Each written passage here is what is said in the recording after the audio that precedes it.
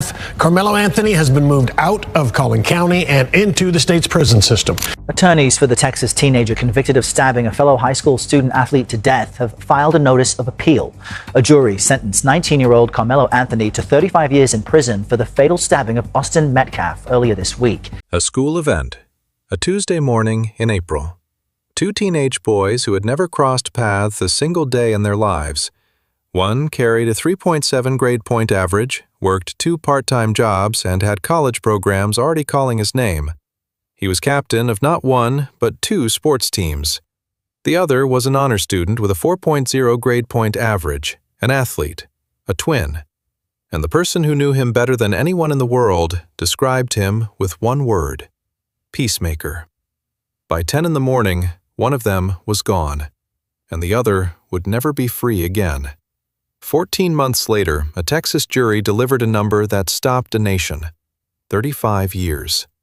Everything you are about to hear comes directly from police affidavits, sworn court testimony, medical examiner findings, and verified case documentation from Collin County, Texas.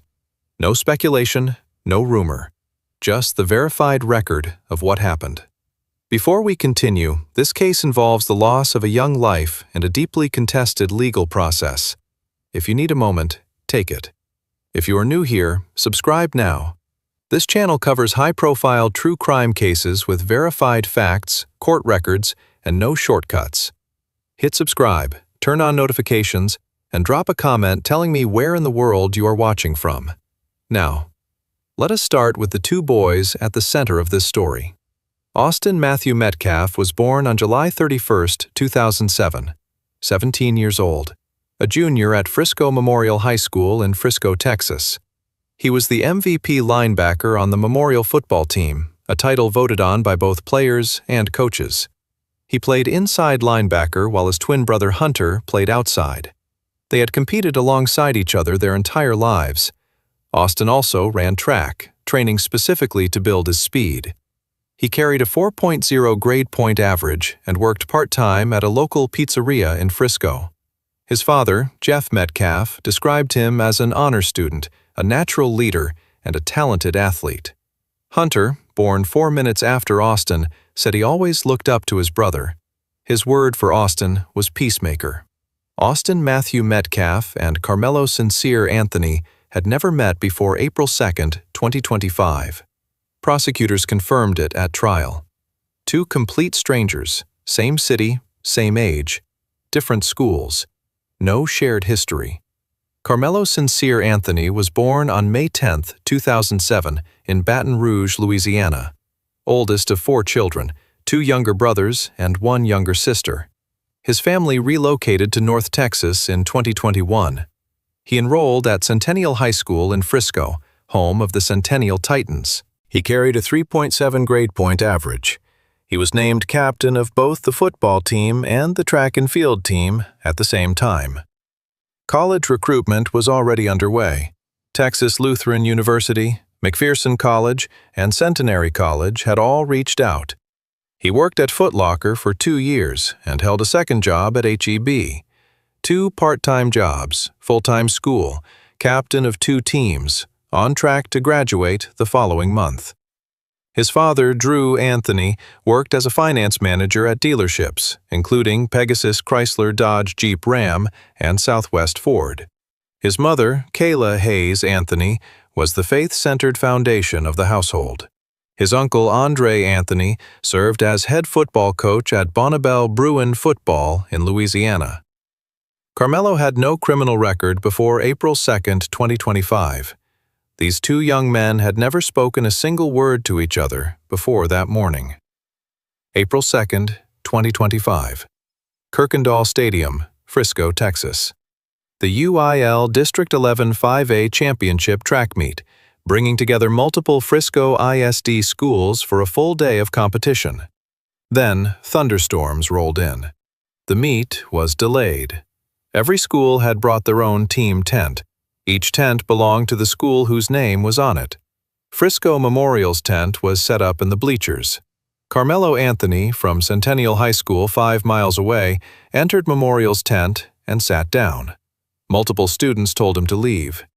The 16-year-old Memorial linebacker testified he personally told Karmelo to get out. Hunter Metcalf told him directly, "This is our tent. You need to move." Karmelo did not move. Hunter described what came next publicly. Karmelo became aggressive. Austin stepped in and said, "You need to move." Karmelo's documented response was, "Make me move." What followed was recorded in the Frisco police probable cause affidavit. Karmelo reached into his bag and told Austin directly, "Touch me and see what happens." Austin responded that he was not going to fight at a track meet. According to the affidavit, Austin grabbed Karmelo to move him. A second witness stated Austin pushed Karmelo to get him out of the tent. Karmelo reached into his backpack, produced a black knife, delivered a single wound to Austin Metcalf's chest, and fled the scene. Hunter described the entire confrontation as lasting under 30 seconds. Austin ran down the bleachers, grabbing his chest, telling those around him to get help. Coaches rushed toward him. Hunter tried to reach his brother. Coaches physically held Hunter back. Austin Metcalf died at the scene. He died in his twin brother's arms. Hunter had tried to help him. Frisco police arrived at approximately 10 in the morning. Every life-saving measure was attempted. Austin Matthew Metcalf was pronounced dead. Karmelo Anthony was arrested at the scene and charged with first-degree murder. Detective Bo Riley of the Frisco Police Crimes Against Children Unit led the investigation. The black knife was recovered as physical evidence. A probable cause affidavit was filed the same day. Karmelo was booked into the Collin County Jail on a $1 million bond. 12 days later, Judge John Roach Jr. of the 296th District Court reduced that bond to $250,000. Karmelo was released April 14, 2025. House arrest, ankle monitor with GPS, permission required from the judge to leave home. He would live under those conditions for 14 months. Mike Howard was hired as lead defense attorney. Karmelo entered a not guilty plea on self-defense grounds. District Attorney Greg Willis stated publicly that this case had struck a deep nerve in Collin County and beyond. Principal Brooke Fesco of Frisco Memorial confirmed Austin's death to the school community. Jeff Metcalf publicly asked how a weapon was brought to a school event and whether the district had done enough to protect its students. The trial was set for 14 months later. In those 14 months, this case became something else entirely. Both families were doxxed, their home addresses posted publicly online. Both families were swatted. Jeff Metcalf was forced to leave his job due to sustained harassment. Karmelo's stepfather was also forced to take leave. Extra security was deployed at Austin's memorial service at Hope Fellowship, Frisco East. The Anthony family launched a Give, Send, Go campaign titled Help Karmelo, Official Fund. By the day of the verdict, it had raised over $625,000, used for legal defense, family relocation, and living expenses. The family relocated from Frisco during the case due to ongoing threats. Jeff Metcalf launched a GoFundMe for Austin's family. The owner of the Frisco pizzeria where Austin worked launched a second campaign supporting Megan Metcalf and Hunter, directing proceeds toward funeral costs and a scholarship in Austin's name. Together, the two Metcalf campaigns raised nearly $250,000. On May 2, 2025, Give, Send, Go disabled comments on the Anthony campaign, citing an unacceptable volume of racist and derogatory remarks. On April 17th, Dominique Alexander, president of the Next Generation Action Network, held a press conference in Dallas on behalf of the Anthony family. Jeff Metcalf attended, hoping it might be an opportunity for both families to come together. Dallas police asked him to leave under threat of criminal trespass. He left without incident. Alexander said Metcalf had been uninvited. Through negotiations between the Next Generation Action Network and Frisco ISD, Karmelo received his diploma while under house arrest.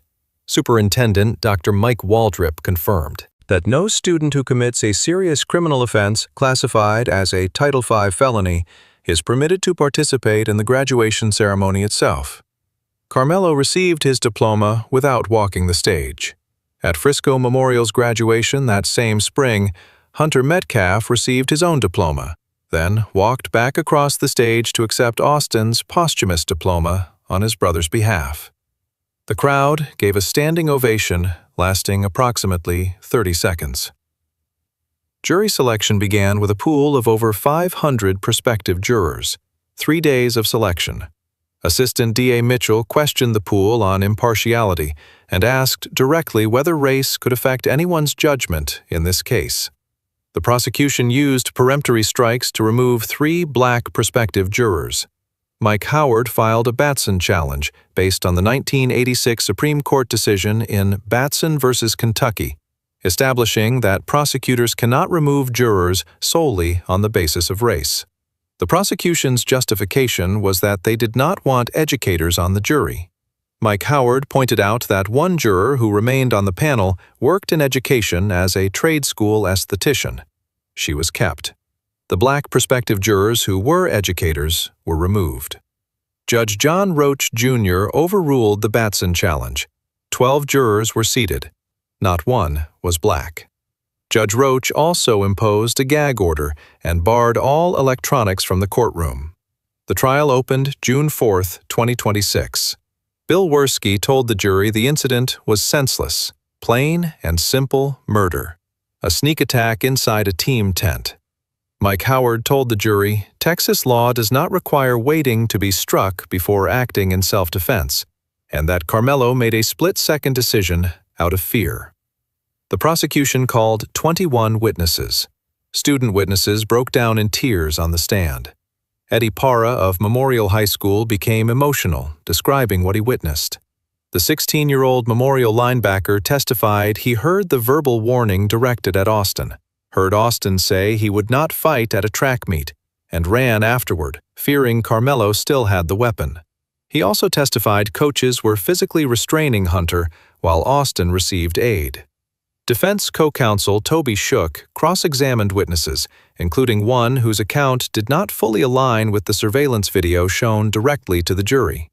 Frisco Police Detective Bo Riley testified about the investigation and evidence gathered at the scene. Collin County Chief Medical Examiner Dr. Elizabeth Ventura testified that Austin Metcalf sustained a single wound 2.5 inches in length that reached his heart and was not survivable. Judge Roach warned the courtroom before she began. The Metcalf family left the room. 4 forensic photographs were presented to the jury. Centennial track coach Adam Linwood testified for the defense that athletes sometimes visited other schools' tents and that Karmelo's teammates had nominated him for team captain. On cross-examination, he acknowledged there was no reason for an athlete to bring a knife to a track meet. Karmelo Anthony did not testify in his own defense. Werski's closing. You do not get to meet a push with a stab, especially when you provoked the push. Mercy to the guilty is cruelty to the innocent. Judge Roach instructed the jury they could also consider manslaughter as a lesser charge. They did not take it. Guilty. First-degree murder. Unanimous. All 12. If this case has your full attention, this channel is where you need to be. Subscribe now and turn on notifications. Every case gets this level of research and accuracy. Do not miss the next one. The sentencing phase began the same day. Both sides waived opening statements. The prosecution called no witnesses. The defense called one.